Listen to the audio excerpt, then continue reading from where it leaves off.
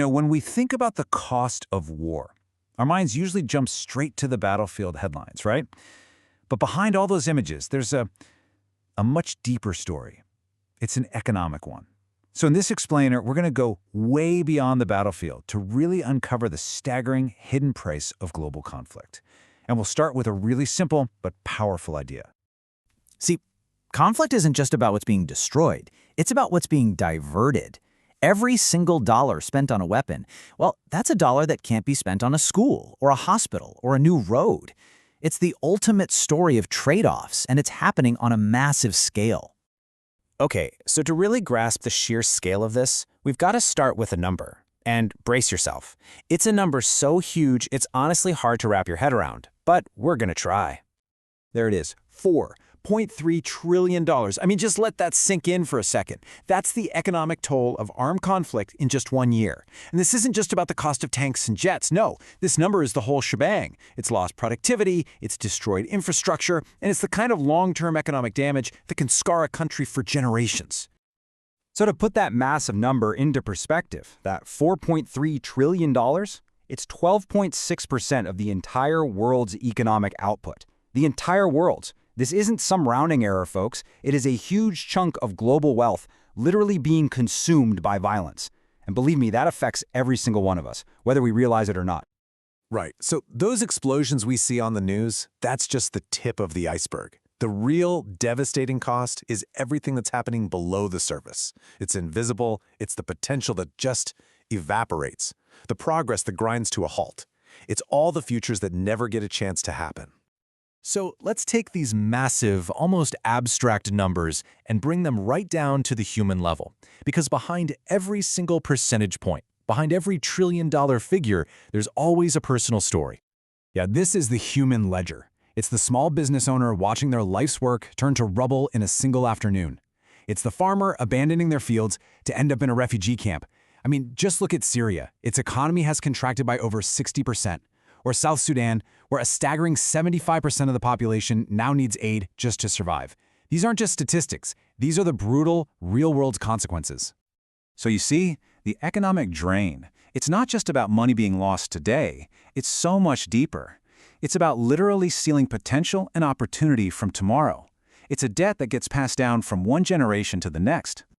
Okay, but there's this old, persistent idea that despite all of this destruction, war can somehow be good for the economy, right? You've probably heard it. It's a really old argument, but it's one we absolutely need to take a hard look at and dismantle.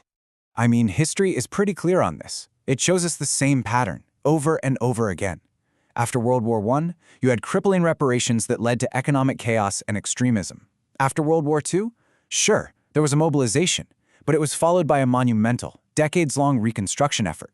And the Cold War? Just a massive arms race that sucked up vast sums of money that could have funded incredible progress. The lesson is always the same. War is never, ever a net economic win. So, the myth goes something like this. War is great for manufacturing. It drives innovation. It creates jobs. But the reality? War doesn't create anything. It just reallocates resources. It takes money, materials, and some of our most brilliant minds away from things that create real, lasting value and channels them all into the business of destruction. Here's a fantastic way to think about it. It's the economic equivalent of burning your own house down just so you can sell the bricks. I mean, sure, for a moment, there's a little flicker of economic activity. You sold some bricks, but you've lost the house. You've lost a far, far more valuable asset. And that, right there, in a nutshell, is the economics of war. All right, let's zoom back out for a second and talk more about those trade-offs we mentioned earlier. The opportunity cost. It's all the things we choose not to do every single time we choose to fund conflict. And honestly, this is where the real cost becomes just painfully clear. Just consider this for a moment.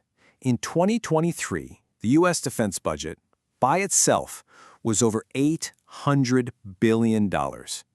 That one budget is bigger than the military spending of the next 10 countries combined. Let me say that again. One country outspends the next 10. Now, setting all the politics aside, that is just a colossal amount of resources being pointed in one single direction. And that, of course, leads to the big question, doesn't it?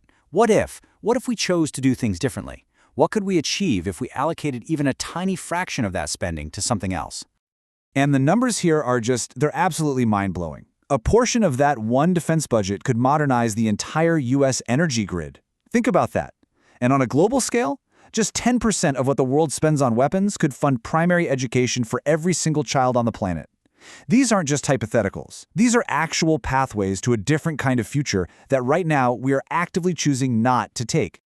So, if the economics of war is just a dead end, a destructive cycle, what's the alternative? Well, that brings us to a really powerful idea, the economics of peace.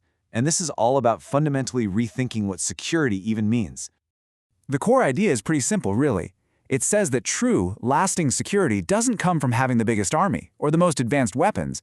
It comes from creating a world where people have opportunity, where they have education and stability. It's about being proactive, about actually solving the root problems that lead to conflict in the first place. And when you put them side by side, the contrast is, well, it's stark. Military and defense spending is reactive. It's all about responding to threats. But investing in peace and development, in things like education, clean energy, public health, that's proactive. It builds stability from the ground up. It creates jobs, it creates resilience, and it offers a much, much higher and more sustainable return on investment for all of humanity. This really challenges us to completely redefine the word defense, doesn't it? I mean, what if we started seeing a new school, or a clean power plant, or a life-saving research hospital as an act of national defense? What if those things were considered just as vital to our security as a new fighter jet? Just imagine how that would change our budgets and our entire set of priorities. Because at the end of the day, it all boils down to one really tough question. In our relentless pursuit of security through military might, are we actually bankrupting the very things that make our nations worth protecting in the first place? So what's the fiercest safeguard we could possibly build? Maybe it's not a wall, and maybe it's not a weapon. Maybe it's a world where everyone has a real stake in peace. The surest way to protect our future might just be to stop spending so much of it on destruction and to finally start investing it in each other.